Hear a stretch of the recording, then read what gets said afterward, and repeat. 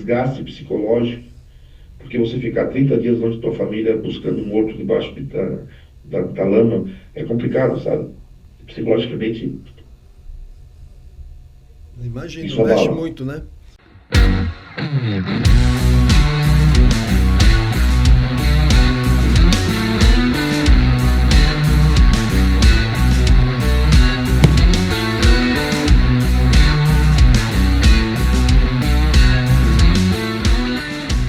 Salve, povo, bem-vindos a mais um videocast do Ibra, o nosso Ibra Talks.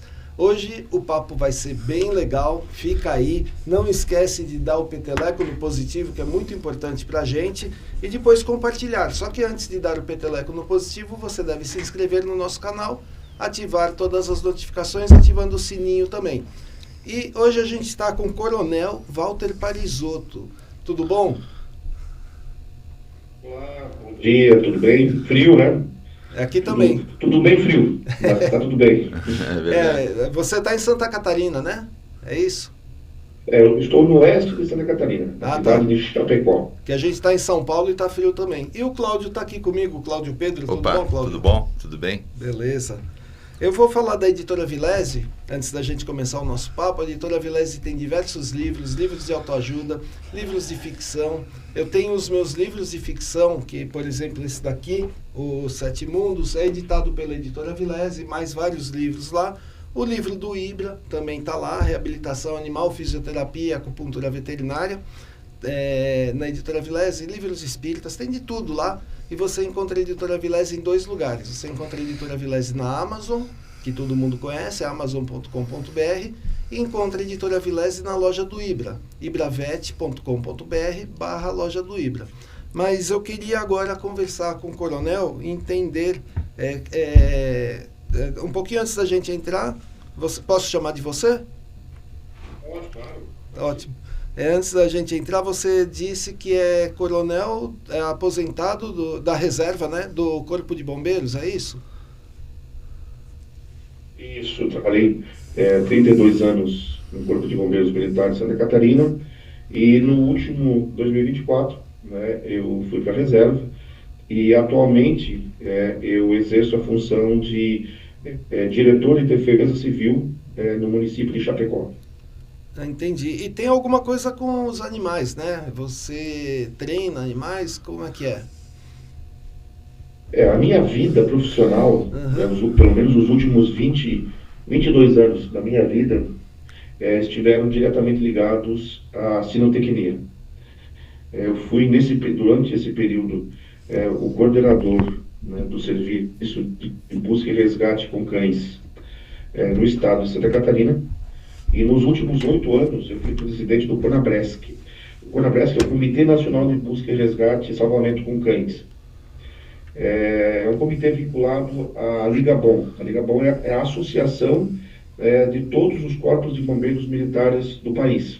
Então, esses comitês temáticos e técnicos, eles visam aprimorar uma atividade, difundi-la, né? Hoje, infelizmente, ainda nem todos os estados brasileiros possuem serviço de busca e resgate com cães.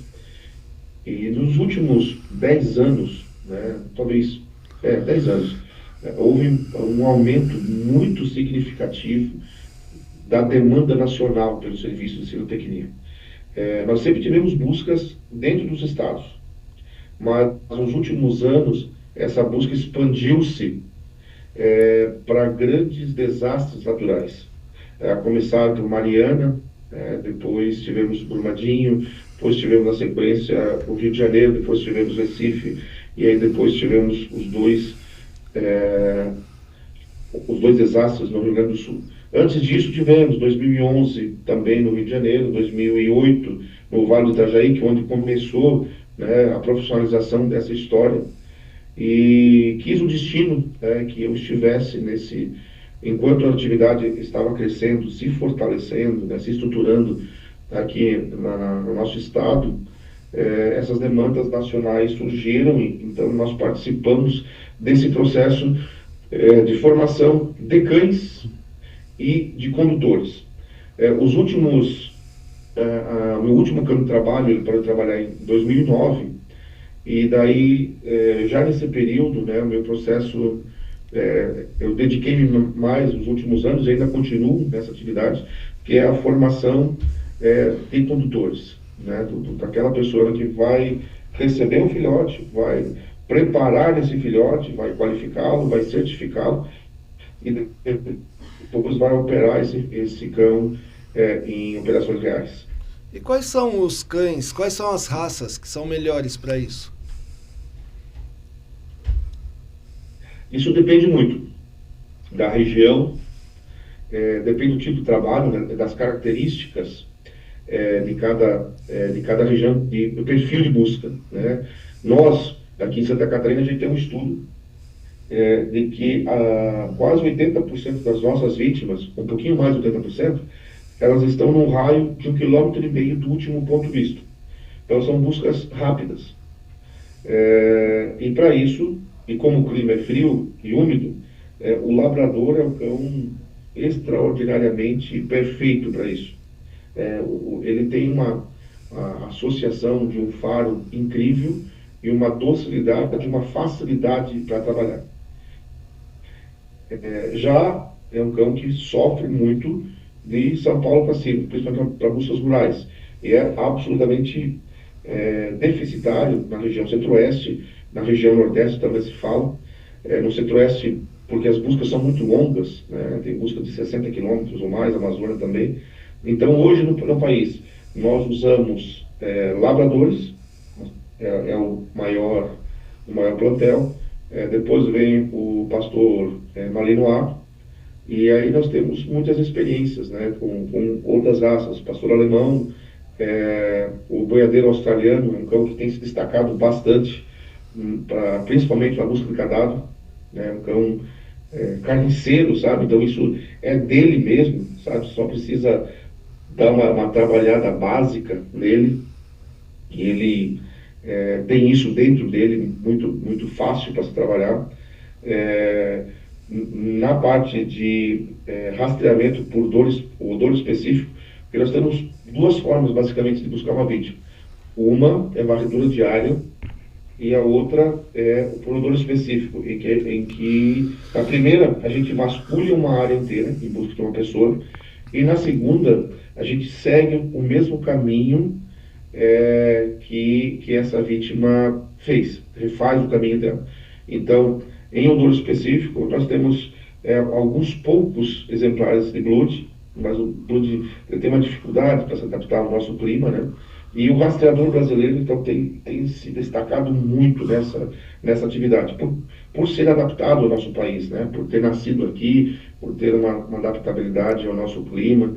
Então, centro-oeste, principalmente, né? Centro-oeste, norte, nordeste, o rastreador brasileiro tem feito um trabalho, tem se destacado muito. Eu não conheço o rastreador brasileiro. Eu também não conheço. Eu ia perguntar justamente isso, que antes, para ele se situar, eu e o Cláudio, nós somos veterinários, né? E a gente não conhece essa raça, rastreador brasileiro.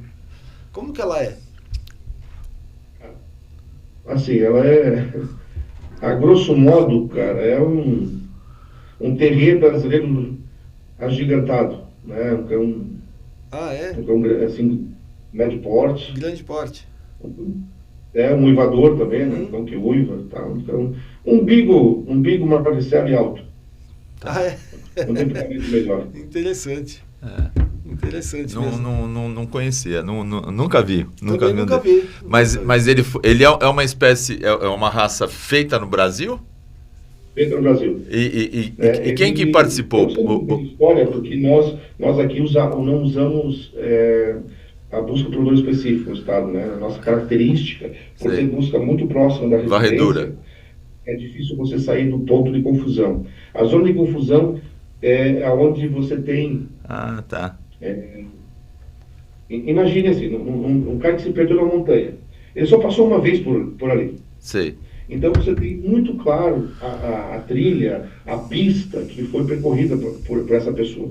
Então é muito fácil para um cão colocar o nariz na trilha e trilhar e segui-lo. Mas próximo de uma casa onde ele vive, você tem... porque o cão ele consegue pegar essa trilha de meses. Então pensa que a confusão, porque eu saber qual é o caminho certo que ele deve seguir, é muito difícil, é praticamente impossível. Então nós usamos a varredura diária. Então, pegamos um determinado espaço e vamos identificar qualquer pessoa que esteja naquele espaço. E aí vão vários cães. Vão vários cães. Não, é um cão por área, né? Tá. Um cão por área, Tá. né? Há uma confusão. Claro, você pode botar vários cães, mas em áreas diferentes. Sim. Via de regra aqui, cara, a gente, numa ocorrência, né, vai 1 ou 2 cães. O Sidney está mostrando aqui, parece até um pouco de perdigueiro, né? Esse rastreador brasileiro. Isso. Eu acho que da criação dele, né, veio um pouco do antigo que chamavam, né, do lebrel gaúcho. Pessoal, os gaúchos foram subindo e foram modificando esses cães para novas caças, né? Sei. É bem interessante. É um cão extraordinário. Ele tem se destacado muito, muito mesmo, assim. Tem desempenhos incríveis, assim, né? Eu vi cães desses trabalhando não perdem nada operacionalmente para o Blood. E sem fazê-lo sofrer, né? O Blood tem uma dificuldade de adaptação ao nosso clima, né? Principalmente nas áreas mais secas, né? É um cão de calor em áreas úmidas. Então ele sofre um pouquinho. Tá? A gente às vezes esquece que a natureza, as raças, elas são adaptadas regionalmente, né? Então a gente acha bonito trazer o Husky para morar no Nordeste, né? Acha bacana, né? Levar um cão de calor para o frio, e aí, né? Isso aí, né? A conta chega, né?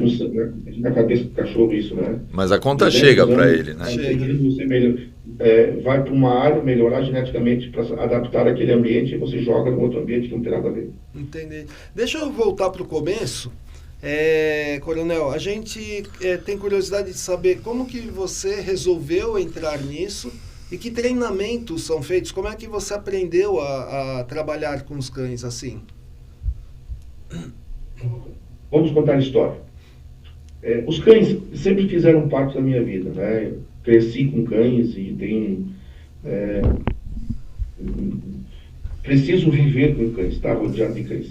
Sempre foi assim, desde que eu era criança. E até 2003, o Corpo de Bombeiros e a Polícia Militar eram uma instituição só. E vamos imaginar assim, o bombeiro era um departamento dentro da Polícia Militar. E o curso de formação de oficiais, você não saía bombeiro da academia, você sai policial, sai aspirante PM. E aí depois você precisa fazer, né, uma pós-graduação, né, uma outra especialização para tornar-se bombeiro.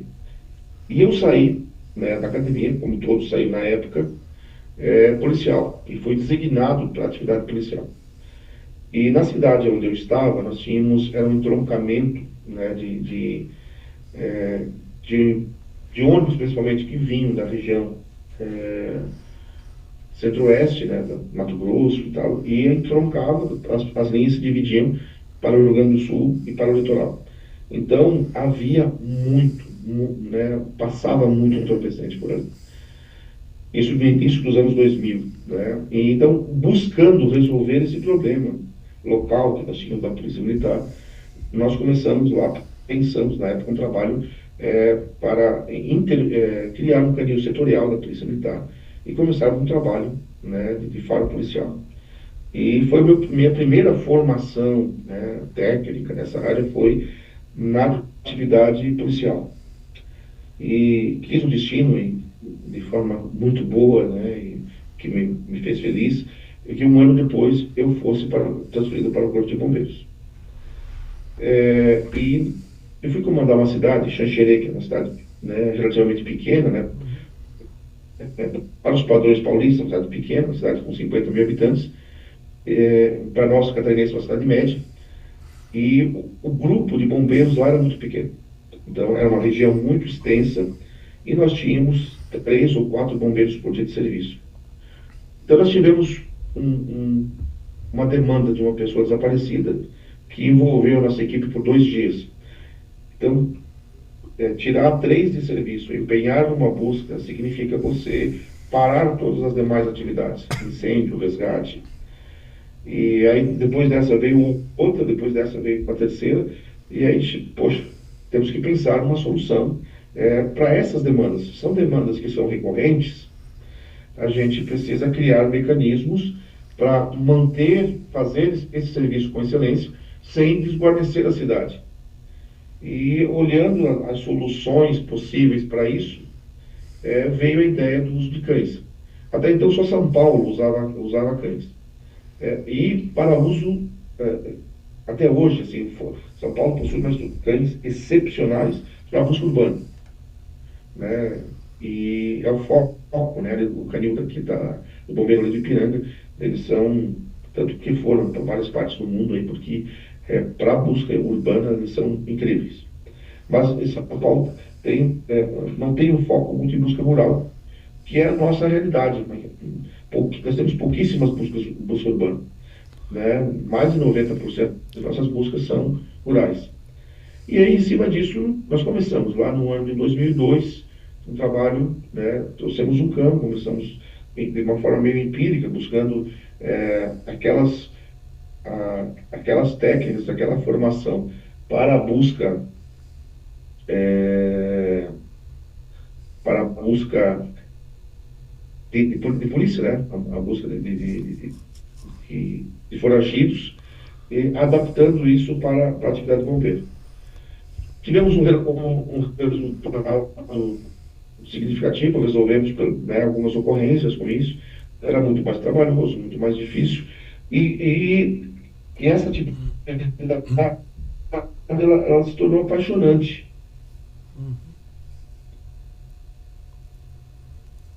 Deu uma travada, mas agora voltou. Aperfeiçoando.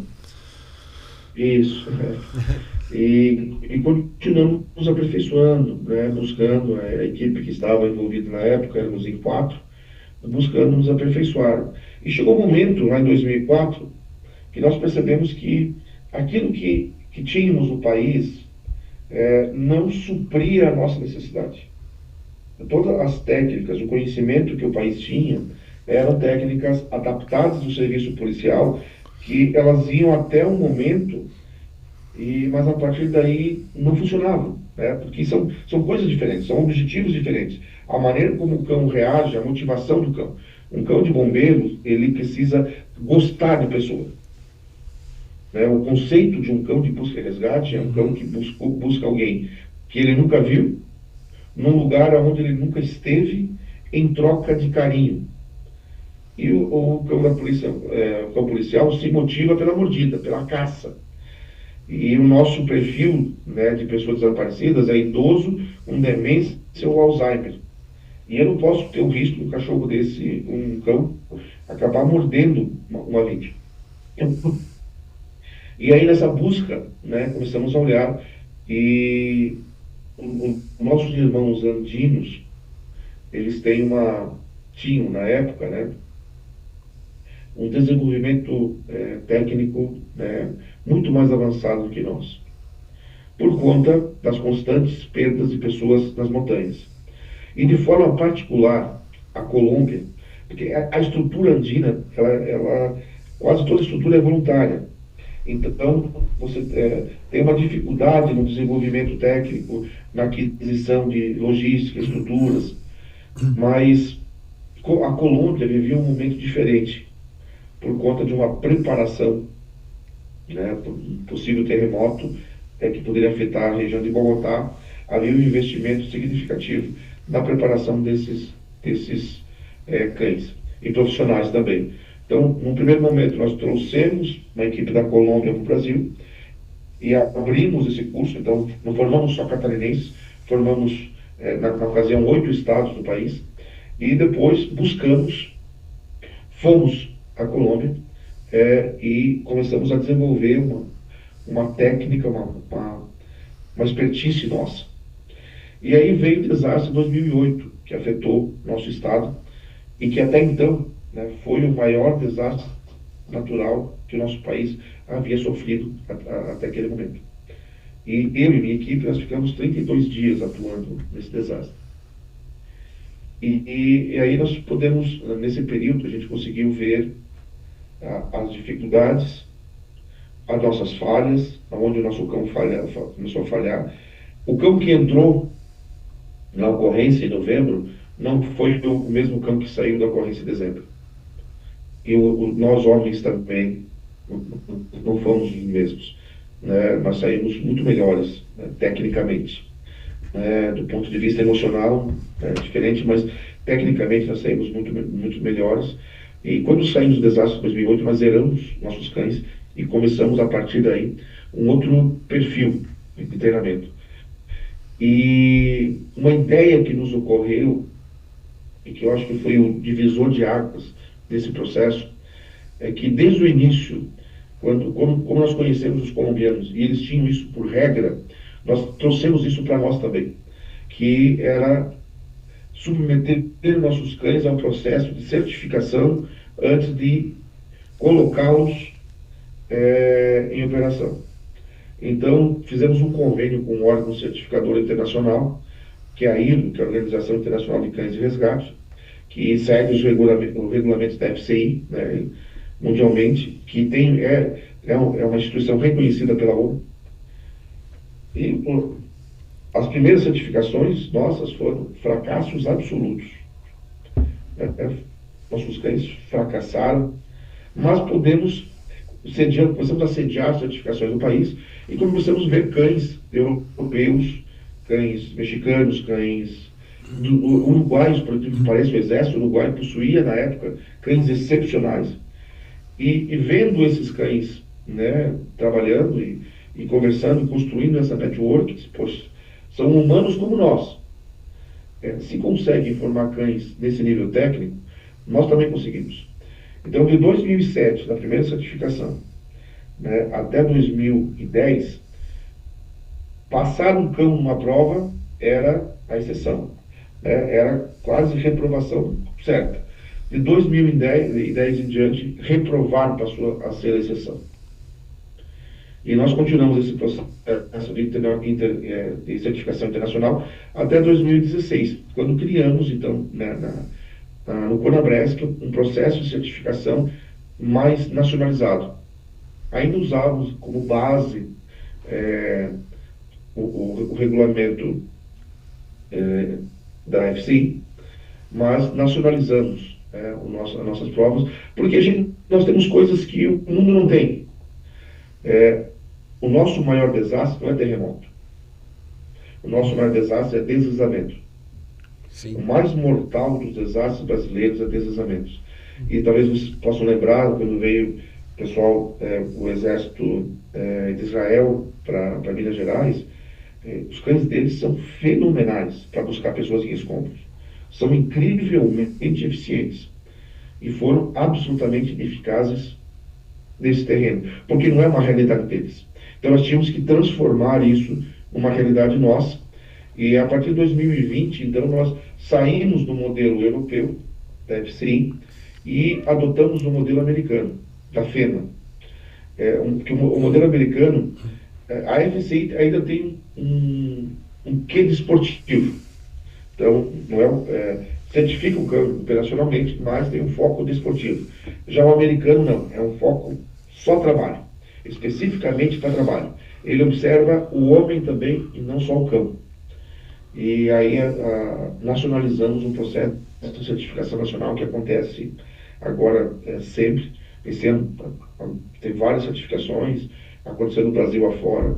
E isso é maravilhoso. O nível técnico dos cães do país subiram muito, né? E essa é a minha história. Então, entrei, 2008 foi um divisor de águas, eu diria assim, a nossa faculdade da vida, né, para operações. E aí, esses constantes fracassos, você vê nos cães de fora trabalhando e olhando para os nossos, você via potencial neles. O problema estava conosco, em não conhecermos processos de aprendizagem, entender como que o cão, de comunicação com o cão, entender como dizer para ele, cara, eu preciso que você busque essa senhorinha de 70 anos que desapareceu. Se nós acharmos ela em 6 horas, ela vai morrer de hipotermia. Então, quando a gente começou a nos aprofundar e conhecer um pouco mais disso, né, do processo de condicionamento, de entender como funciona a mente do cão, de motivá-lo da forma correta para buscas, a gente foi evoluindo e eu passei os últimos 22 anos estudando, né, aprendendo e saí da atividade e descobri que tem muito mais coisas para aprender. Não aprendi tudo, né? Não aprendi. Cada dia os cães nos surpreendem, né? Tanto a evolução dele faz com que facilite essa forma de comunicação conosco. E, resumindo, eu me apaixonei por essa atividade e acabou sendo... Eu não fazia só isso, né? Era comandante de quartel, mas não dava para dizer que isso é trabalho, isso era a parte prazerosa da minha vida, sabe? Então, eu dediquei os últimos 22 anos a trabalhar com cães, e me divertir com eles e aprender. Nesses 20 anos? Eu tive, pode dizer privilégio, não dá para usar essa palavra, mas eu fui, né, nos últimos 15 anos da minha carreira, eu fui trabalhar nos principais desastres que o país teve. Não só nos grandes, mas que às vezes um desastre pequeno se transforma também, né, numa grande catástrofe, né, para a família que perde alguém sempre. Mas em 2008 nós ficamos 32 dias para resolver aquele desastre. E se eu ver o Rio de Janeiro, em 2 semanas estava resolvido. Brumadinho, aquelas vítimas que estavam nas condições que nós tínhamos em 2008, foi resolvido muito mais rapidamente. Então, eu tenho certeza que se hoje nós voltássemos o tempo e fôssemos atender aquele mesmo desastre, nós resolveríamos uma semana, menos de uma semana, sem forçar tanto os cães, sem um desgaste psicológico, porque você ficar 30 dias longe da tua família buscando morto debaixo da lama é complicado, sabe? Psicologicamente. Imagina, mexe muito, né? Nesses 20 anos, 22 anos, coronel, você está dizendo que teve um aprendizado muito grande. Alguma coisa que a tecnologia, as novidades podem te ajudar hoje em dia? Uma câmera, um chip, um rastreamento no cão, como é que é feito?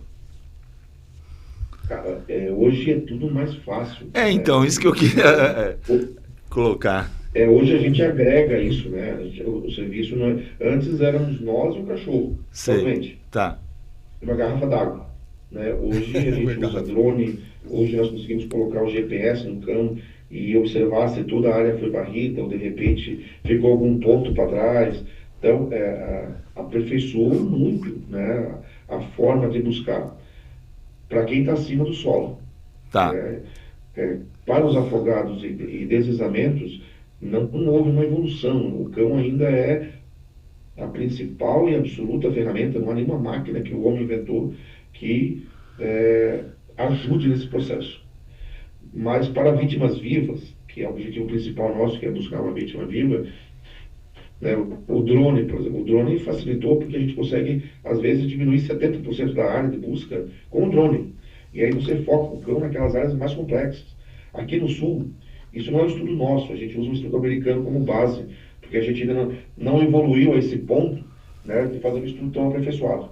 Mas o americano tem um estudo que mede a hora a partir do desaparecimento e a hora da morte. Então foi feito um estudo longo, né, e estima-se que na temperatura externa de 20 graus, uma pessoa, que é o nosso perfil, uma pessoa idosa, ela tem 6 horas entre o desaparecimento e o óbito por hipotermia. Pouco, hein? Então, Pouco. Aqui dá -2. Essa madrugada é -2. Então você pensa, nós estamos com uma senhora desaparecida, possivelmente, aqui, nesse caso, é vítima de homicídio. Né? Mas o nosso cliente é a pessoa, o idoso com demência ou Alzheimer. Então nós não temos o privilégio de falhar. O cão precisa ser extremamente eficiente e rápido. Aí quando você usa, né, um mecanismo que te apoie, drone, GPS, você ganha tempo. Porque o inimigo do bombeiro, né, não é o desastre, não é o fogo, Porque ele sabe o que fazer no desastre, sabe o que fazer no fogo. Nosso inimigo é o tempo, que é fazer isso, fazer esse combate, resolver esse problema com rapidez. Da mesma forma com a vítima. Em algum momento, a corporação vai achar essa vítima. Só que nós queremos achar essa vítima viva. E para isso, o nosso grande inimigo é vencer o tempo. E a tecnologia vem e agrega demais para isso. Interessante, mas você falou que ajuda muito quem está em cima, né? Não ajuda quem está embaixo. Mas a própria existência do celular da pessoa não ajuda fazer uma triangulação? Porque eu lembro que teve um desastre aqui em São Paulo, que foi o desmoronamento de uma obra do metrô, e até tinha um desaparecido que não sabiam se ele estava lá ou não. E fizeram a triangulação do celular dele e descobriram que ele estava no local na hora do desmoronamento. Então, não ajudaria, por exemplo, para vocês terem uma ideia, onde que a pessoa estava no momento?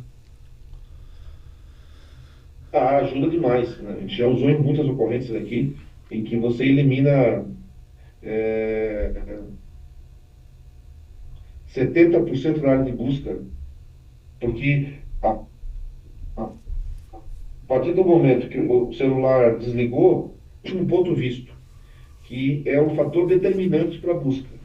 É você chegar no último ponto em que, a partir daqui, vem a incerteza. Então, a determinação desse ponto, e lembra que eu falei no início que a maioria das nossas vítimas está a 1,5 km, um raio de 1,5 km do último ponto visto. Então, antes de soltar o cachorro em qualquer local, a gente trabalha faz essa investigação, faz um levantamento de informações e busca o maior número possível de informações para eliminar essas áreas que você tem certeza que a pessoa não está. E a partir do último ponto visto, então você começa a desenvolver o processo de busca. Entendi. E uma coisa que me chamou a atenção durante a sua fala, que eu até hoje achava que bombeiros eram policiais militares, era da polícia militar. Você falou que a partir de 2003 separou, é isso mesmo? Não é mais policial militar o bombeiro? Em Santa Catarina, sim. Ah, tá, em Santa Catarina. Só São Paulo. Todos os demais estados são separados. São Paulo é o único estado brasileiro que há uma vinculação ainda de bombeiro e polícia militar. Entendi. E outra coisa também, eu estava vendo um podcast eu não lembro a patente dele, não lembro o nome, infelizmente, senão eu falaria aqui. Ele estava comentando, ele faz parte de busca e salvamento aéreo. E aí ele estava falando assim, quando tem um acidente aéreo, quando tem uma pessoa desaparecida, assim, alguma coisa... Ele falou mais de acidente aéreo, né? Que ele vai de helicóptero. Só que assim, eles têm uma central, que aí ligam para essa central, e essa central vê quem é mais próximo de onde teve o acidente para começar a busca. Isso ocorre com os cães também, por exemplo, teve um acidente em Brumadinho. Vão buscar somente vocês ou vão ver se tem mais próximos da região? É uma coisa integrada? É isso que eu quero perguntar. É o que nós estávamos, continuo trabalhando, né? Eu já não estou nesse processo, né? Mas existia um projeto nosso, que infelizmente foi abortado, que era criar uma estrutura nacional de apoio mútuo. Então, vamos pegar o exemplo do Brumadinho. Nós tivemos 64 cães de diversas partes do país que foram deslocados para Brumadinho. Tivemos 68 para o Rio de Janeiro. Tivemos 90 e poucos para o Rio Grande do Sul.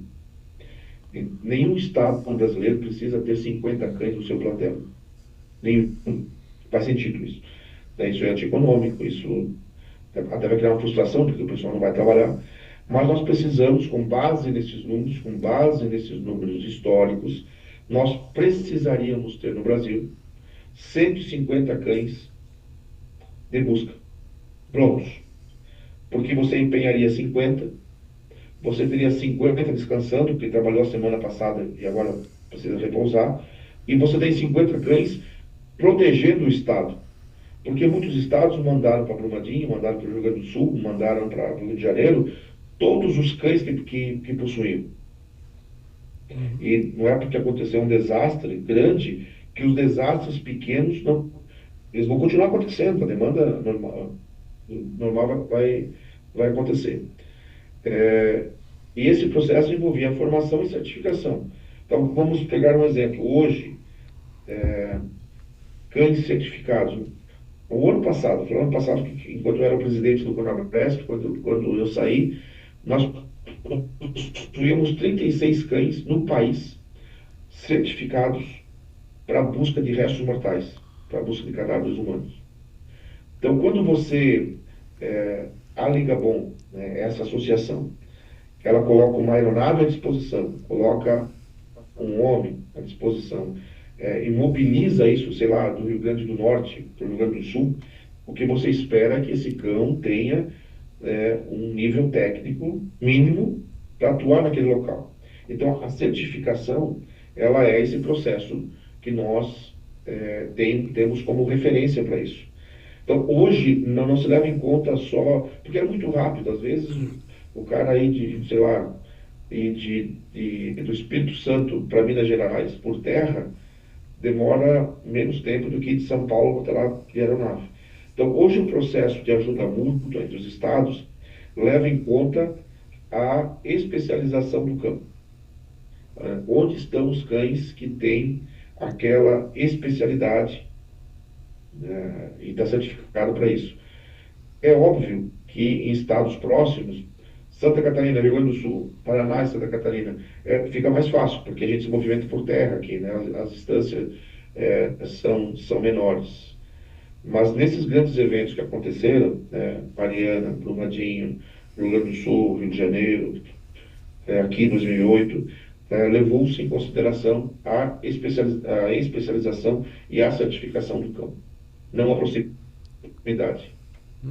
Voltando um pouco, Sidney, só, esses cães, você vai adquirir ele com 2, 3 meses de idade, 4 meses, 6 meses, ele passa uma vida até 2 anos, qual que é o processo e quando ele se aposenta? Conta um pouquinho da vida desse cão na empreitada. Então, existe uma teoria dos anos 60 e que hoje a gente usa muito, o processo de formação, que nós chamamos de janela de oportunidade. E é um período que vai da 4ª à 12ª semana. Da 4ª, um que mês de uma idade. fase de imprinting, que aquilo que o cão aprende nesse período tende a ficar gravado mais fácil na sua memória. Assim como uma criança aprende inglês quando criança, tu vai aprender quando adulto, né? Verdade. Então é fundamental que esse cão entre no processo de condicionamento nesse período, da 4ª até a 12ª semana de vida. Não é uma fase que você vai ter treinamentos, mas você vai fazer o que nós chamamos de imprinting, vai tatuar na memória do cão alguns procedimentos brincando. Então, são montados circuitos, é interferido na rotina dele de tal forma que ele vai aprender brincando. Que, por exemplo, a comida não vem de graça. Se ele não usar o faro para localizar, não come. Então, começa a desenvolver algumas aptidões maiores. E esse processo também é um processo de condicionamento. Então, a seleção de um filhote, houve um tempo que nós criávamos os cães, tinha criação própria. Mas você acaba limitando o universo, né? Então, hoje,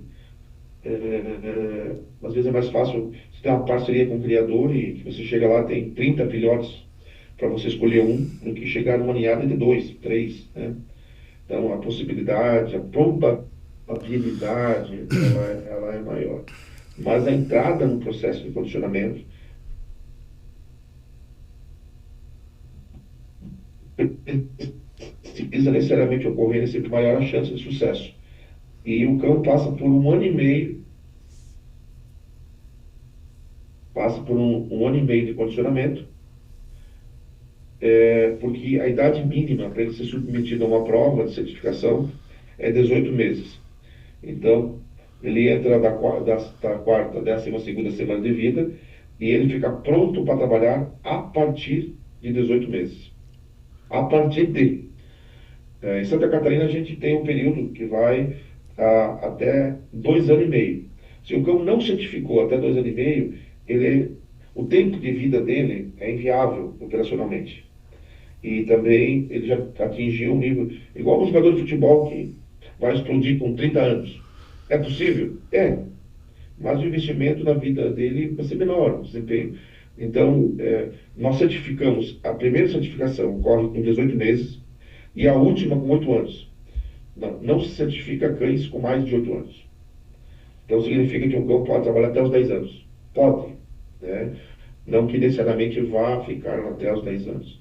E até por respeito às condições físicas, psicológicas do campo, quando você percebe que os labradores, de um modo geral, né, eles, a partir do 8º ano, eles já começam a não ter uma motivação tão grande, já começam a sentir o peso da idade, né? Então, em respeito ao cão, a gente, no momento em que ele começa a ter esses problemas, começa a não ser mais legal para ele, né, a gente já começa a pensar no processo de substituição. E o que acontece com esse cão substituído? Ele vai para onde? Fica com o condutor. Uhum. E em muitos estados, nós aqui, por exemplo, o cão já é do condutor. Já em muitos estados brasileiros aboliram canis. O cão o filhote já vai para a casa do seu condutor, já vive com a família, já fica lá. E no momento que ele se retira da atividade, ele continua, aí ele vira pet. Aí ele pode pular no sofá, ele pode comer qualquer coisa, ele não precisa fazer aquele rigor, atividade física toda semana, nadar, correr e tal. Aí ele vira pet, pode engordar, pode só se divertir. E esse condutor, ele recebe outro animal para ficar junto com esse daí? Ele recebe um novo? Recebe outro. Quando entra no processo, o cão vai se aproximando do 8º ano, porque você leva 1 ano e meio para preparar o cão. Então, quando está se aproximando do 8º ano, já entra um outro filhote, e ele continua trabalhando e está processando o filhote.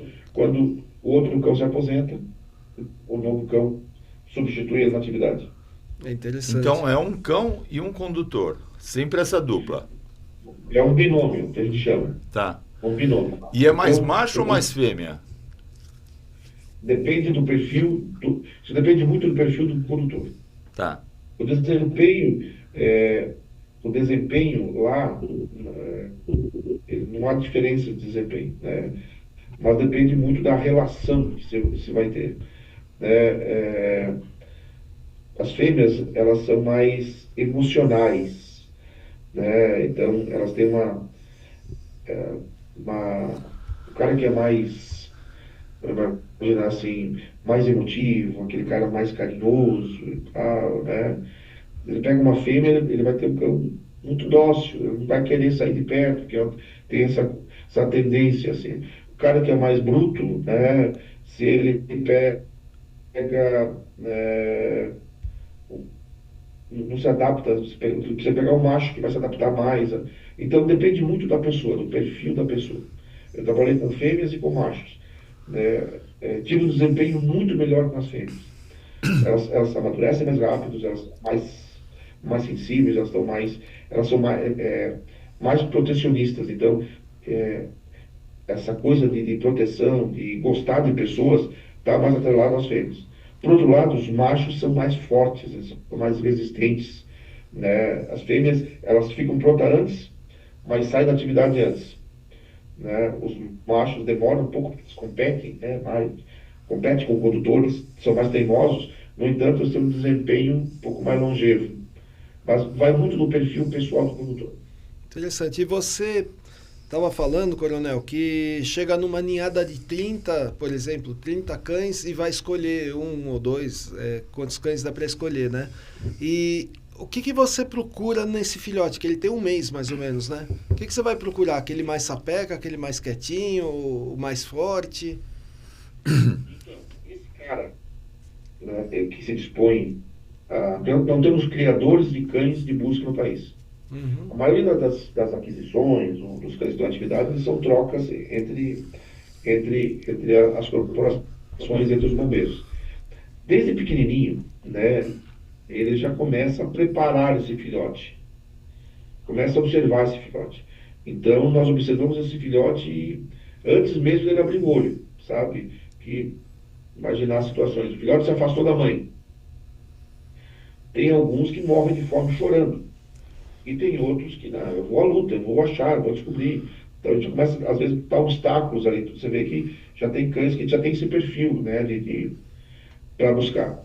Então, na seleção, existem critérios que são físicos, fisiológicos. Então, vou imaginar um exemplo meio esdrúxulo aqui. Eu não posso pegar um guri de 1,50 m e colocar ele para ser goleiro de futebol. Ele pode ter talento, ele pode ter vontade, mas fisiologicamente ele não tem o perfil. Então, tem questões fisiológicas, atributos que são melhores, né? Melhoram a atividade de busca. Então, o stop, né? A formação do stop, né? Quanto mais reto, né? Maior a capacidade desse cão em farejar, em juntar informações.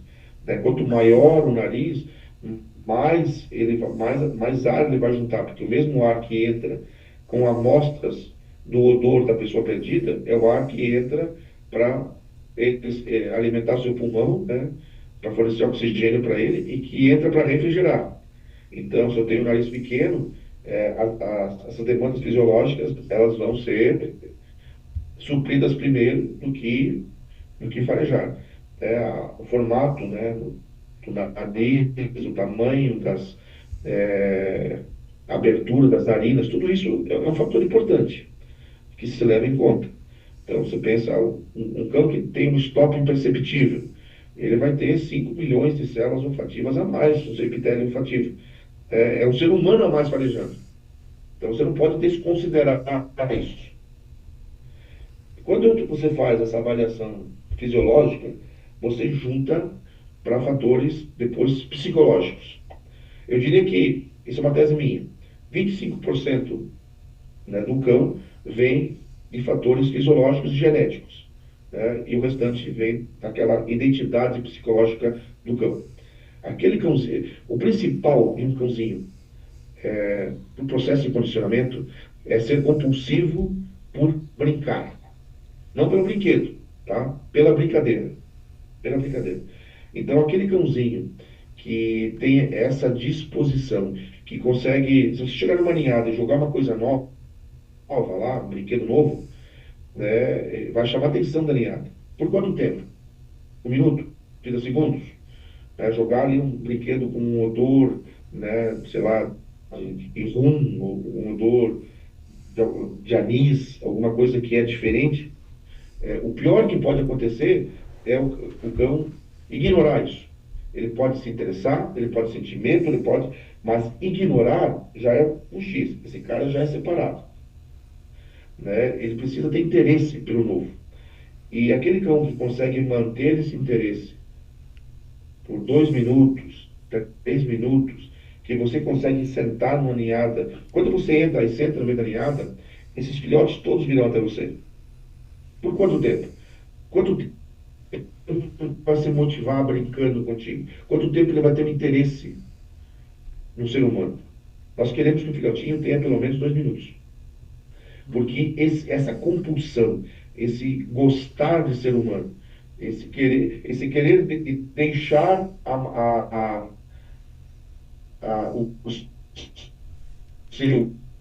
sua matilha em processo de condicionamento e formação desse cão.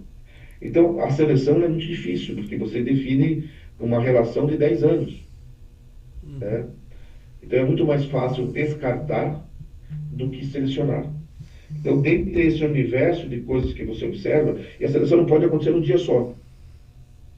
Geralmente, a gente coloca fitinhas coloridas e vai fazendo um processo, né, de observar aquele cãozinho que mantém aquele tráfego, aquele nível médio daquilo que nós desejamos, se torna apto para trabalho.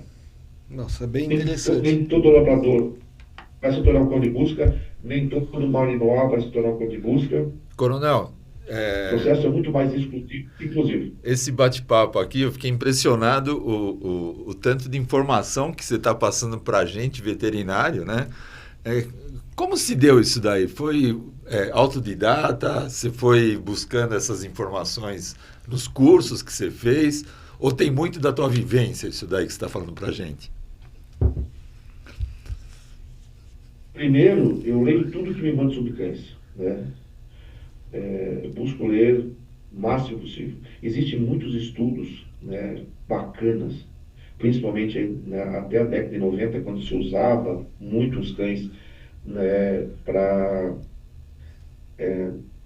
os processos de estudos de medicamentos, estudos psicológicos. Hoje, do batom que as mulheres usam até né, o nosso remédio para dor de cabeça, ele passou pelos cães. Então, há muitos estudos interessantes sobre comportamento, sobre memória. Cara, memória é um negócio fundamental que se leva um pouco em conta, mas memória, você só sabe aquilo que você lembra. Uhum. Verdade. Só sabe. Então, se eu te perguntar hoje aqui para você resolver um problema de máscara, você conseguiria resolver? Possivelmente não, porque você não usa isso. Então, você não pode dizer que você já aprendeu lá atrás, mas você não sabe isso. Então, o cão, ele vai aprender coisas novas ao longo da vida inteira. Se ele não tiver uma capacidade significativa de guardar essa informação, ele não, a hora que ele se deparar com isso lá no mundo real, ele não vai responder. Então, a aprendizagem, ela depende da tua capacidade de ensinar, mas depende da memória do cão. E nós não temos estudos da memória de cão, nós temos estudos da memória humana. Então, essas coisas todas você precisa buscar. E eu diria, na minha experiência pessoal, os fracassos me ajudaram muito. Os meus fracassos pessoais, e como eu fiz uma rede de amigos do país inteiro, sempre tem alguém que me manda, olha, aconteceu isso, né? O meu cão está reagindo dessa forma. Como que eu resolvo? Né? Você não vai resolver no achismo. Você precisa buscar soluções para isso. Buscar, ler, estudar. Como te falei, eu me tornei apaixonado e compulsivo por isso, né? Então, só em artigos, assim, na minha pasta pessoal, eu tenho mais de 200 artigos no mundo inteiro, né? E hoje tem uma facilidade, né? Você vai no Google e traduz, né? Que foram escritos, trabalhos, não focado a formação de cães em busca e resgate, mas que de alguma forma tratavam, né, de cães, né, de alguma forma. Você quer ver uma coisa simples? Existe um estudo da Universidade Húngara, professora Gabriela Lakatos. Ela desenvolveu um estudo e ela provou que os cães, de forma nata, eles nascem com isso. Eles têm uma capacidade de seguir o gesto de apontar humano. Você aponta e eles seguem esse gesto. Isso é cientificamente comprovado. Então, o que isso importa para a gente? Cara, essa informação mudou radicalmente a maneira como nós preparamos cães. Isso nos deu atalhos grandes. Porque ao invés de você ficar lá repetindo, tá, nós começamos a motivar o cão pelo gesto de apontar. Então, como que eu ensino um cão a subir uma escada, a transpor uma escada? Que ele vai enfrentar isso numa busca. Hoje, processos que levariam 2, 3 meses para condicionar isso de outra forma, hoje, vocês só explorando o gesto de apontar. E eu dei um nome para isso, a teoria do dedo mágico. Você pega um filhotinho pequenininho e toda vez que você aponta, lá na ponta do teu dedo, lá na frente, lá tem uma guloseima, tem um negócio bacana. Ele nunca viu uma escada. A hora que você coloca ele na frente da escada e você aponta, ele vai subir aquela escada. Não sabia disso, sabia? Eu também não sabia, não. Mas você está falando disso daí, eu faço isso daí pro meu cachorro. Eu aponto e ele realmente obedece, sabe? Você tá... faz sentido, Faz né? sentido, eu não sabia, não. Fantástico, né? Então, você tem que aproveitar isso. Há muita ciência nas medicinas veterinárias, cara, muita ciência, muito TCC, muito trabalho de pós-graduação que pode nos ajudar, né? Porque a dificuldade, o cão sabe que ele já nasce sabendo farejar. Você não vai ensinar ele a farejar. Ele já nasce, tudo que ele precisa saber na vida para ser cachorro, já nasce com ele. Só que eu quero que ele faça o que eu quero, não o que ele deseja.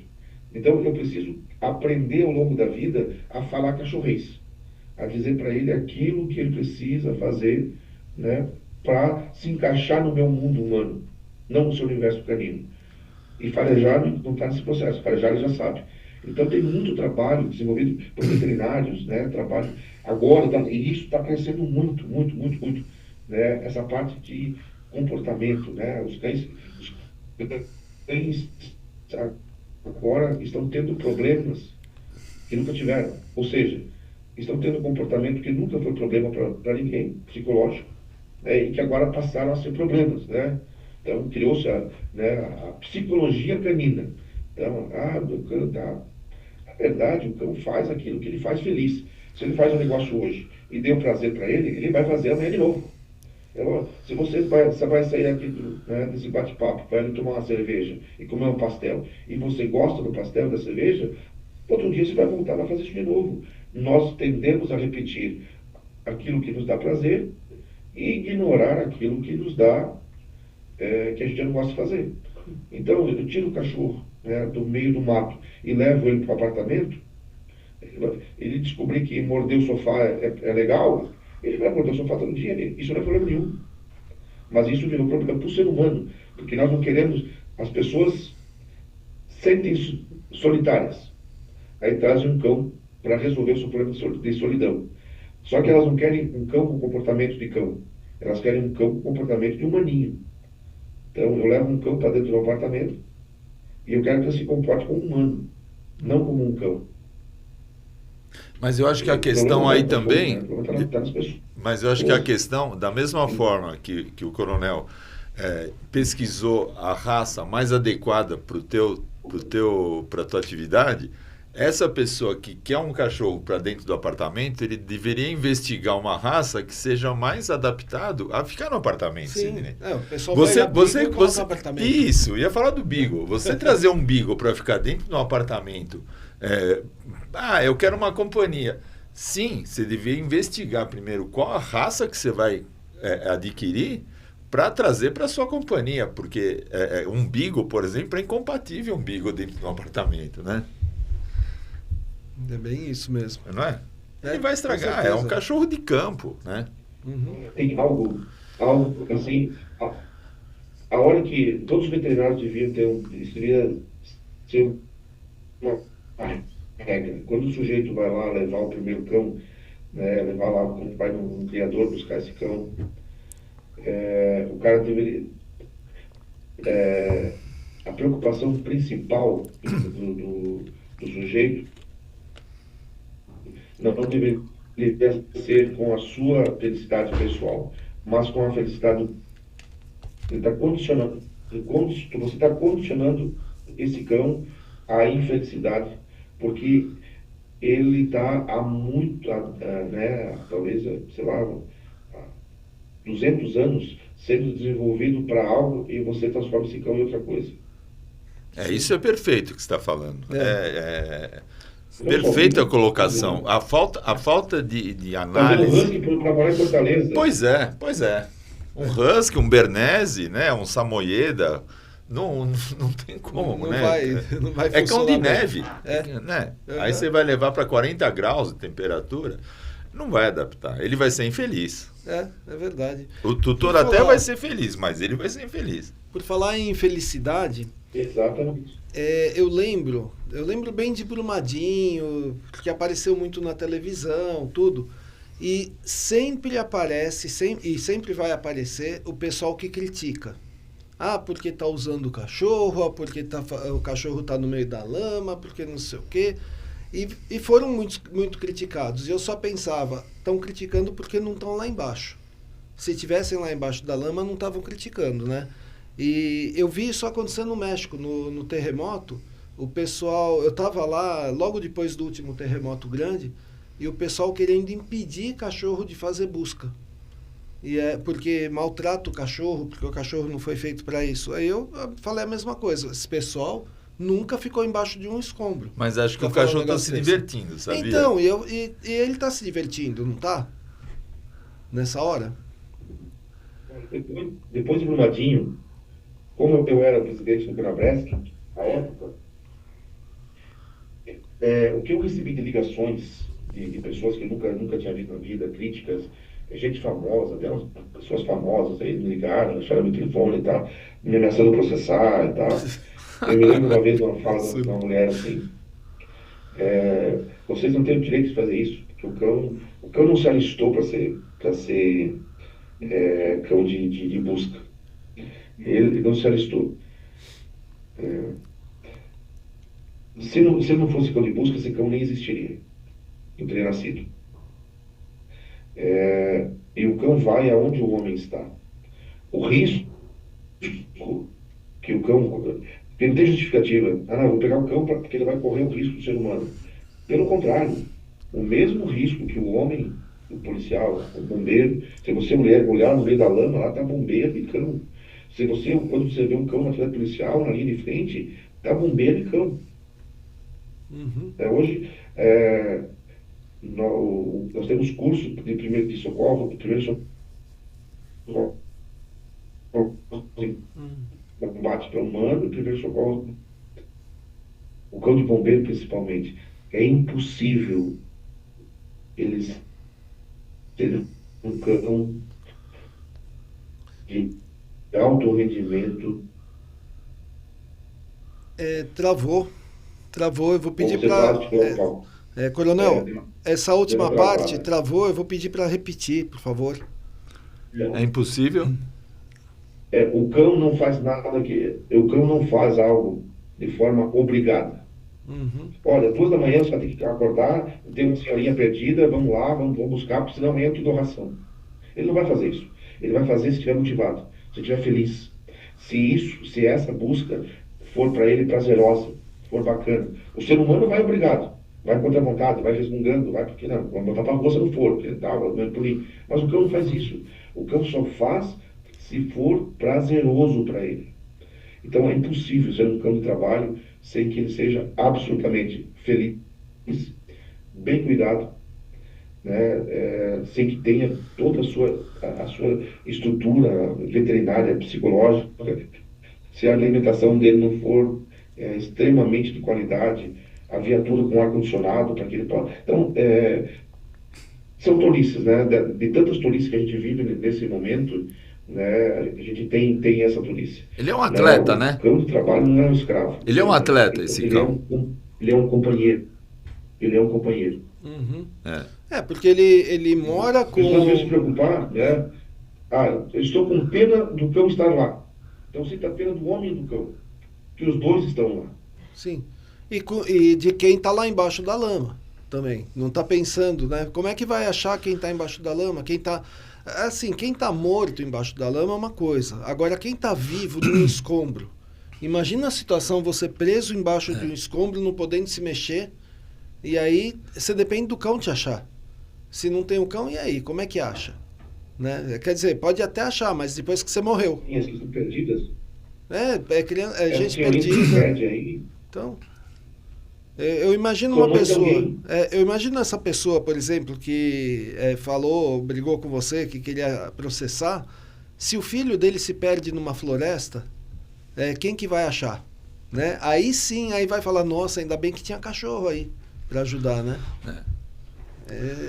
É meio, sei lá, é meio irracional isso daí.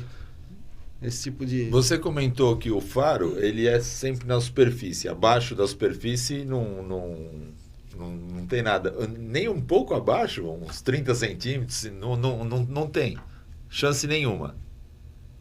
Travou de novo.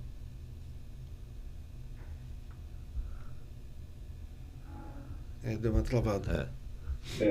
Travou aqui de novo. Você pode repetir a pergunta?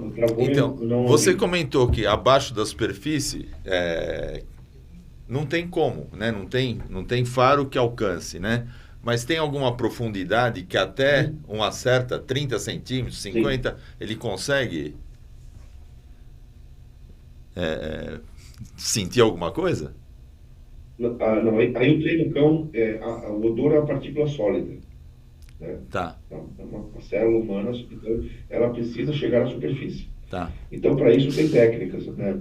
E a principal é que o cão precisa detectar esse odor na presença de água. Então, geralmente, deslizamento tem água. Então, a gente faz furos com uma haste de de cobre, hastes normais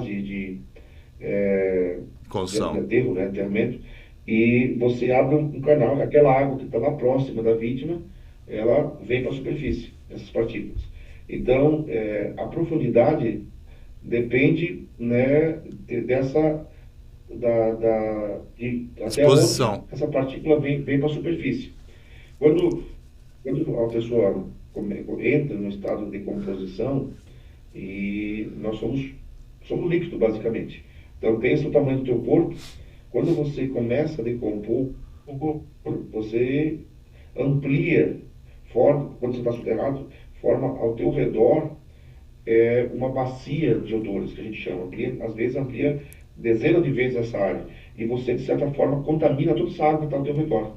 Então, na hora que você faz um furo, a hora que eu abro o furo, eu diminuo a pressão é igual o poço, a água está lá embaixo. A hora que você cava, você tira a pressão do solo, naquele lugar que tiver menos pressão, a água brota. E isso acontece também no processo de busca. Então, quando você faz um furo, você tira a pressão do peso do solo sobre a água, ela vem para a superfície. E vindo para a superfície, ela traz uma partícula sólida com ela, você está próximo ao corpo. E imagine uma gota de sangue numa piscina d'água. Na piscina inteira, né? Uma gotinha de sangue na piscina olímpica. O cão vai lá e detecta, ele consegue detectar isso. Não, porque eu tinha um cachorro que enterrava osso no quintal, passava uns 3 meses, ele ia lá, escavava e achava o osso. Impressionante, né? Será que era pelo cheiro ou pela memória? Não sei. Ou se era pela diversão de cavar também, não sei, né? Mas ele ia lá e catava o osso. E cava um monte de local, né? Se você observar, eles têm pontos estratégicos que eles cavam, né? E ele tirava o osso de 3 meses atrás. O osso estava podre já. Deixa eu fazer uma pergunta que eu fiquei curioso. Você falou do acidente de 2008 em Santa Catarina, né? Eu não lembro desse acidente. O que foi? Foi um desastre no Vale do Itajaí. Foram enchentes e deslizamentos, né? Foram 30 dias de chuvas intensas, 136 mortos, atingiu ali a região do Morro do Baú, Blumenau. Foi até então a maior tragédia natural do país. Porque teve uma outra em Blumenau há mais de 40 anos, ou há 40 anos, mais ou menos, tinha tido uma outra, né? Isso, mas lá foi enchente. Foi enchente. Em 2008 foi deslizamento. Porque em 2008 a chuva, ela não... Para encher Blumenau, para alagar, ela precisa chover mais para cima, né? Uhum. E aí a água do Itajaí acaba enchendo lá. Em 2008 a chuva ela foi mais próxima ao litoral e concentrada nas montanhas. Aí as montanhas vieram abaixo. Nossa. Foram milhares de deslizamentos. E desses, né, muitos atingiram pessoas e foram 136 mortos. E a nossa equipe foi responsável pela localização e extração de 23 pessoas. 23. Fantástico. E no final encontraram todo mundo? As outras equipes como encontraram? bebezinho. Bebezinho? Ai, que dó. Você comentou que tem essa associação, né? Como chama? Liga Bom. Liga Bom. E você tem curso também desse cursos de formação? Eu não te ouvi. Se você também tem, se é nessa associação tem cursos de formação para o profissional que vai ensinar. Nesse momento, inclusive, o Corpo de Bombeiros Militar de Fortaleza, do Ceará, está fazendo em Fortaleza um curso de formação de cinetécnicos.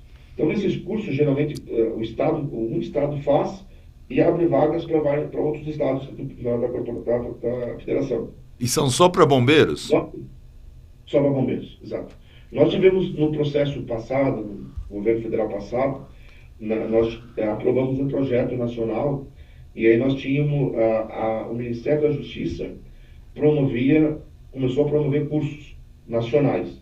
E a ideia era fazer cursos para todos os estados da federação. Então nós chegamos a fazer 2. Fizemos um no Mato Grosso e outro em Santa Catarina, custeados pelo governo federal, com 2 vagas para cada estado. A ideia era fazermos durante 4 anos, continuar fazendo essas formações, porque nem todo mundo que entra na formação que acaba se formando vira cinotécnico. Porque o cara acha bonito o cachorro e tal, mas quando ele começa a entender o processo, formação, cuidado, tal, levar para casa, aí... E é bom que o sujeito desista antes de pegar o cão do que depois. Isso é natural, é natural. Então, a gente queria fazer essa formação, ampliar essa formação nos estados, para chegar naquele número que eu te falei, de 150 cães no país. E você falou que é bom que o sujeito desista antes de pegar o cão. Mas e se acontecer dele já ter pegado o cão e desistir? O que faz? Tira o cão dele, deixa com ele? O que faz? Cada estado tem uma política, né? Uhum. Cada estado tem uma política. Mas, vem de regra, quando ele sai da atividade, o cão sai junto. Né? Não passa o cão para outra pessoa. O cão se torna muito pessoal, sabe? Ele cria uma relação muito pessoal com aquela pessoa. Né? Então, nós, em Santa Catarina, você sai da atividade, o homem sai o cão junto. Ele não vai render. Imagine que você queira...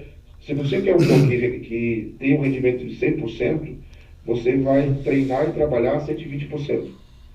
E eu não conheci nenhum cão que chegou a 100%, né, do seu potencial. E mesmo os cães de alto rendimento que a gente... Eu vi cães quase do mundo todo trabalhando, sabe? E nenhum deles chegou a 100%. Mas você precisa ter um índice de assertividade no cão, né, significativo. Um cão que te renda 50%, significa que 50% das vítimas ficam para trás, cara. Né? E como que você vai explicar isso? Né? Então, é perigoso. Então, qualquer detalhe, né, um detalhe fisiológico ao longo do processo de adestramento, o cão às vezes ele pode se sensibilizar por alguma coisa, né, tomou um choque. Eu tinha um cão que teve essa experiência, né? Porque nós usamos o cão para busca de pessoas afogadas também.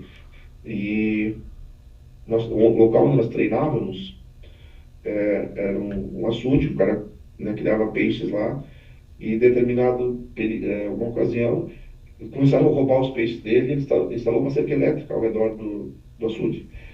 E na hora de sair, o cão saiu pelo local errado e se debateu na cerca, tomou um choque muito forte, nunca mais entrou na água. Então, um único ato anulou, né, um processo de anos de treinamento, porque isso ocorre. Então, quando acontece algo assim,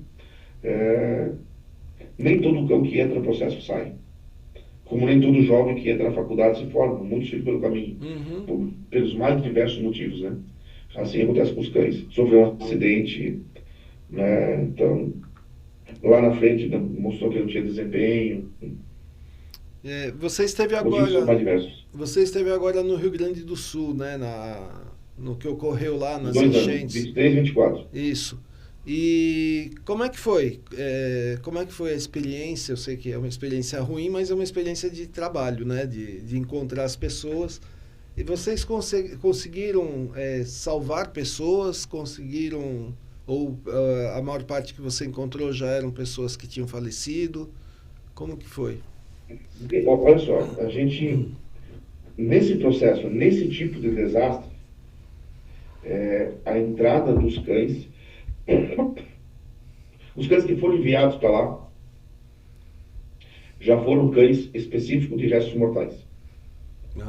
Cães que são treinados, certificados, especializados em buscar cadáveres. Num desastre desse, você tem horas, as primeiras horas você usa cães de vivo, e depois do segundo, terceiro, quarto dia, aí já são cães especializados em cadáveres. Quando eu fui, quando a nossa equipe foi, nós já fomos já para a busca de restos mortais. O Rio Grande do Sul ele foi muito atípico, diferente de Brumadinho, diferente do Rio de Janeiro, porque nesses locais você tinha uma área delimitada, em que pese a área ser grande, você sabia que as vítimas estavam ali. Você sabe que em determinado ponto para cima ela não está, porque ela é deslizamento traz para um ponto, então você reduz a tua área, e em deslizamentos nós reduzimos os quadrantes de 100 em 100 metros quadrados. Fechamos o quadrante de 100 metros quadrados, furamos, vasculhamos. Quando descartamos essa área, vamos para outro, vasculhamos, vamos para outro, assim. É um trabalho exaustivo, né? Complexo. O Rio Grande do Sul não tinha essa limitação. porque vítimas foram levadas a 50 quilômetros de onde foram pegas, porque elas foram pegas por deslizamento Enxurrada. e água. É verdade. Então, o que se fez foi vasculhar, foi divididos em territórios, em espaços. Nós ficamos com uma cidade chamada Cruzeiro do Sul. Então, a função da nossa equipe dentro daquele município era vasculhar o município todo. Porque os corpos, assim como os entulhos, tá, eles, enquanto não achar um obstáculo, eles vão indo. Então, acha um obstáculo, uma árvore, um sarandi, uma edificação, e fica preso ali. Então, só que não fica só o corpo, ele ficam toneladas e toneladas e toneladas e toneladas de entulho. Então, você precisa abrir um pouco. E um dos fatores que dificultou muito o Rio Grande do Sul foi a presença de suínos. Milhares de suínos foram mortos. Os cães, e na certificação, é colocado amostras não humanas. Ele precisa descartar essas amostras não humanas. Aves, peixes, boi. O processo de putrefação, de qualquer ser, né? Qualquer ser, né? Qualquer animal, do ser humano ao frango, ele produz aí mais de 400 substâncias, né, ao longo do processo de putrefação. Tem os mais tradicionais ali, que é a cadaverina e putrescina, mas produz muitos outros. Desses 400 e poucos, 7 são exclusivos do homem e dos suínos. Pronto. É muito próximo. Por isso que quando a gente coloca uma prova de certificação, nunca coloca-se amostra de suínos. Porque se o cão indicar, você não pode considerar isso como um erro absoluto. Porque desses 7 só tem 2 que são exclusivos do ser humano. Então, tanto que no passado, e quando eu comecei a treinar, nós treinávamos com carne suína. E face, não tínhamos uma dificuldade muito grande para conseguir amostra de tecido humano para treinar. Né? Então, treinávamos com amostras suínas. É muito próximo. Então, você pensa, nós temos que no Rio Grande do Sul foram milhares de suínos. Milhares. Eu conheci um sujeito que só ele prendeu 1.500. Então, o cão precisa... é muito difícil, é um trabalho muito difícil. Por isso que essas pessoas que criticam, né, não fazem ideia do que o cão está fazendo. Não fazem ideia do nível de qualificação, da importância, né, dessa equipe. Né, e pensar que lá no meio da lama, lá cheirando cadáver, de porco, tá o homem e o cão. O homem não está guiando o cão aqui pelo computador, pelo controle remoto. Ele está lá no meio da lama, ele está lá próximo do cão também. Tem que respeitar esse tipo de trabalho e não criticar. É aquela coisa assim, quer criticar, vai fazer primeiro. Vai lá, se mete na lama, depois critica, vai no lugar do cachorro. E assim, é o que ele falou, o ser humano também está exposto. Sim, então. Pode acontecer um acidente com o cachorro? Pode. Mas também vai acontecer com o condutor dele, né? Não, acontece, acho que... E aquilo que eu falei, por exemplo, essa pessoa aí, se o filho dela estivesse no meio da lama, ela não ia querer que o cachorro fosse lá procurar? Ia. Não, eu digo, se dá ruim para um, dá ruim para os dois. Sim, né? e vai querer que o condutor vá junto, vai querer que... Precisa de todo um treinamento antes. E como o coronel falou, o cachorro ele está lá muitas vezes se divertindo, brincando. Ele não tá, ele não acorda tendo que pegar o ônibus, o metrô para chegar no trabalho. Agora, a gente teve acho que Mato Grosso, uma pessoa, um criminoso que ficou foragido. Lembra desse caso? Lembro. Lembra desse caso? Como? Brasília e Goiás. Né? Passou por Brasília. Para esse caso também poderia usar esses cães? Foram usados. Esses cães. Mas eles, veja, eles não são usados na linha de frente. Inclusive, os amigos meus lá, um grande amigo meu lá, esteve nessa ocorrência. E... os cães de bombeiro, eles são usados mais para descarte de área, sabe? Salvamento. Então, exatamente, porque a busca de pessoas basicamente a mesma. Mas você vai descartando área, então você vai ficando. Porque a pessoa, existe muito mais locais onde ela não está do que onde ela está, correto? Então, o descarte de área é muito importante. Então, imagina que a pessoa que esteja aqui, né, coordenando uma operação dessa, ele olha lá, olha, tem 1 milhão de metros quadrados. E se eu consigo eliminar isso e ficar em 100 mil metros quadrados, eu eliminei 10% da área. Então, os cães são usados, né, os cães de bombeiros foram usados ali, porque era um desespero, que o sujeito estava solto, matando pessoas. Via de regra, é ado, cada um no seu quadrado. Bombeiros fazem a função de bombeiros e polícia faz a função de polícia. Via de regra. Mas hoje, em quase todos os estados brasileiros, a busca de cadáveres, que a pessoa ela morreu porque ela foi atingida por um desastre, porque ela se perdeu e morreu, mas a maior demanda que nós temos, lamentavelmente, é ocultação de cadáver. Então, há muito apoio dos cães de bombeiro nesse sentido. Mas a ocultação de cadáver, quando já é uma área controlada, tal, já é só lá para confirmar, é tranquilo, o bombeiro não corre risco. Né? Mas nessas ocasiões aí, ele corre um pouco mais de risco e é exceção, tá? Ali foi usado pelo de bombeiro, mas é exceção. Eu lembro desse caso. Eu lembro desse caso. O pessoal perseguindo ele, né? Eu não lembro o nome dele, não vou lembrar o nome dele. Tinha até um nome. A gente ficou, pois é. E lembrar. Mariana, você teve lá também?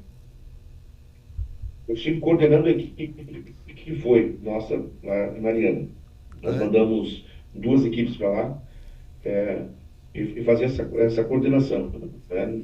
Não fui até lá porque não havia necessidade, mas estava no planejamento do que nós vamos fazer, né? Era online. Então eu estava acompanhando diariamente e orientando os trabalhos. Mariana, em tese, né, foi mais difícil do que Brumadinho. Porque Brumadinho, o movimento foi lento, né, e ele parou. Então, as vítimas não foram destruídas tanto quanto Mariana. Então, às vezes, quando tu pensa assim, localizei o corpo, localizei o fulano. Cara, você localizou uma amostra que o DNA indica que é ele. Mas, corpo inteiro, assim como foi, é muito raro você achar um corpo inteiro, sabe? Né? Depois que é atingido por esse tipo de desastre. Uhum. Você acaba achando pequenos fragmentos. Uma coisa que me veio à mente agora, sabe? porque tanto Brumadinho quanto Mariana, a lama era tóxica, né? E como que é feito com os animais e também com o condutor? Porque eles estão no meio de uma lama tóxica. Que cuidados que são tomados? Curiosamente, isso é até complicado de dizer, cara. Nós sabe que em Brumadinho, eu vou dar um exemplo que nós vivenciamos.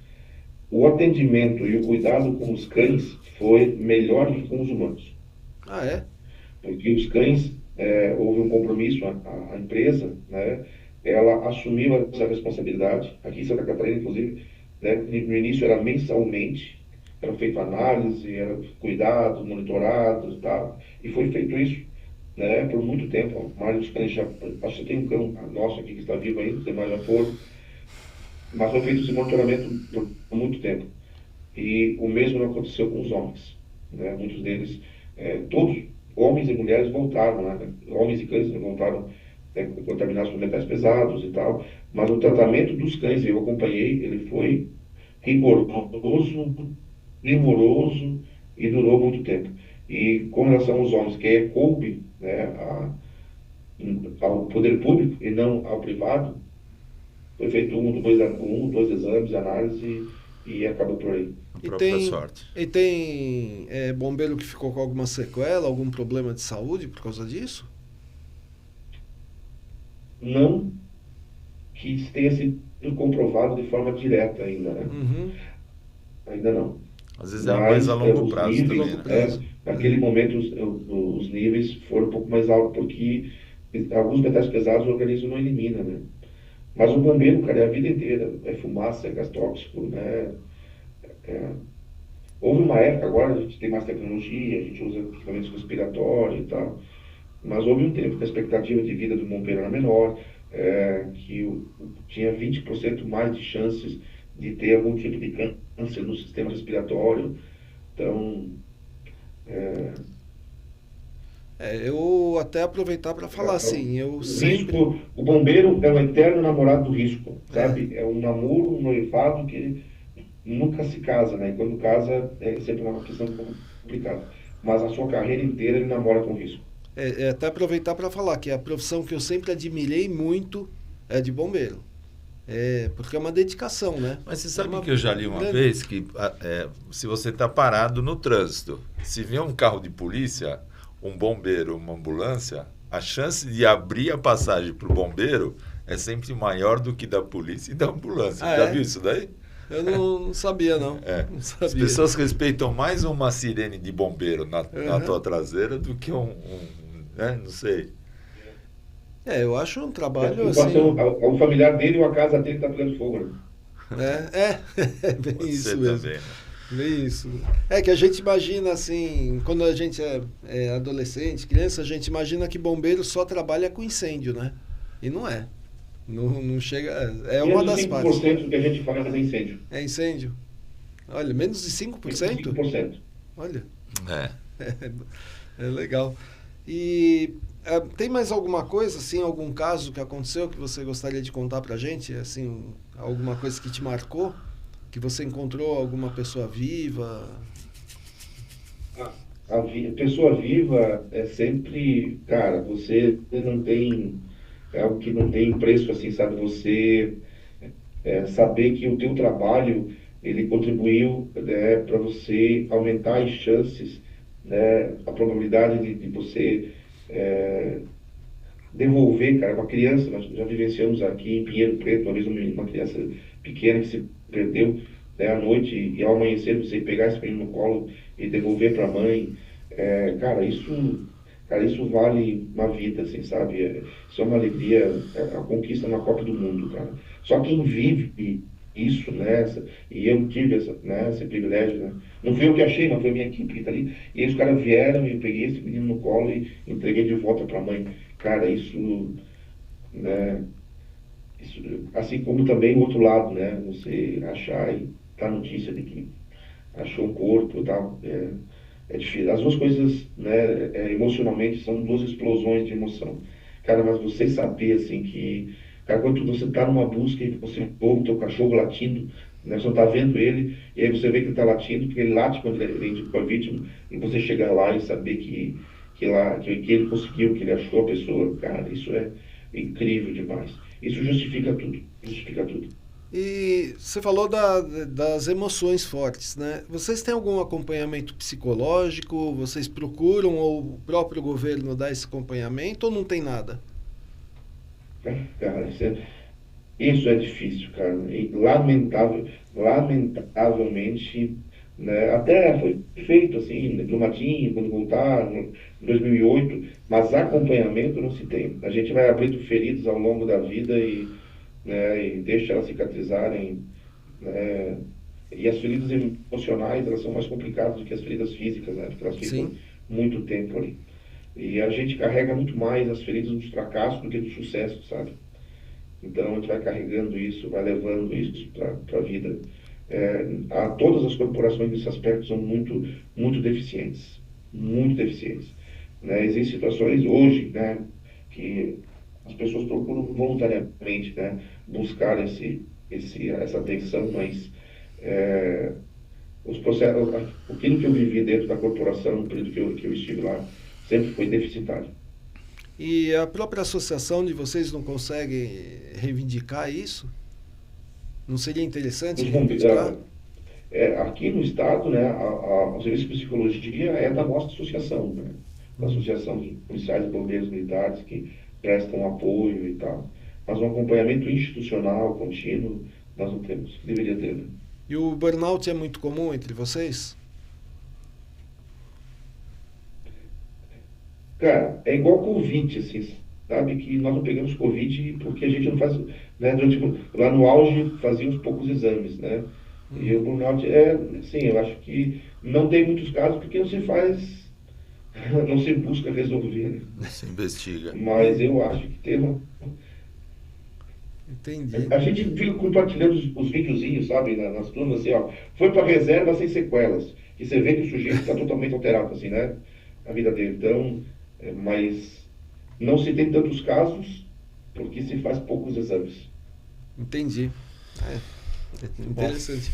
E eu queria, antes de mais nada, mandar um abraço para o Dr. Iberê, que foi quem colocou a gente em contato, né? Que ele, com certeza, ele está assistindo a gente aqui. Então, um abraço, Iberê. Iberê é meu cliente, né? Ele leva os cachorros dele lá para mim. Então, um grande abraço para ele. E eu queria agradecer, né? E parabenizar, parabenizar, né? Mas parabenizar de coração mesmo o trabalho de vocês. E quem sabe a gente se encontra numa outra... tomara que não seja por causa de algum desastre, né? Mas tá sempre convidado para estar aqui no nosso podcast. E se vier em São Paulo, vem visitar aqui o Ibra, por favor. Tá? Quando estiver em São Paulo, avisa a gente... Em São Paulo, vou tomar um café com vocês. Isso, vem tomar um café com a gente. É um assunto apaixonante. Bem bacana. Eu fico impressionado o tanto de conhecimento, né, que é... Em 1h30 a gente aprendeu coisa que a gente não aprendeu a vida toda. Na faculdade, né? Perfeito. Com certeza. Muito bom. Pra gente, ainda mais que nós somos veterinários, né, pra gente... uma leitura de cachorro, do comportamento dele, maravilhosa. Totalmente diferente. Bacana. Você quer deixar contatos para o pessoal que está assistindo? Mais fácil é o Instagram, né? Procura lá, Walter Parisotto, Walter com W e Parisotto com Z e 2 T's. Tá certo. E vocês dois depois me mandem, por favor, o endereço ali no WhatsApp, que eu quero dar um livro, presenteá-los com um livro meu para vocês. Ah, sim, maravilha. Será um prazer, bacana. Das minhas histórias. E a gente pode trocar alguma informação de artigo, que eu também tenho, você tem, Isso, eu tenho né? também. A gente vai trocando informações. Eu vou pegar com o Duca Reis, ele passa pra gente o seu WhatsApp, a gente manda um oi para ficar em contato. Bacana. Então eu queria agradecer muito a sua presença, todas as suas informações, né? Agradecer o Cláudio que está aqui também, certo? E, bom, eu sei que o coronel está na reserva, mas não saiu de você ainda essa profissão, né? Acaba não saindo. Muito bom, bacana. Não, eu continuo, né? Apoiando aí os eventos, ajudando naquilo que eu posso.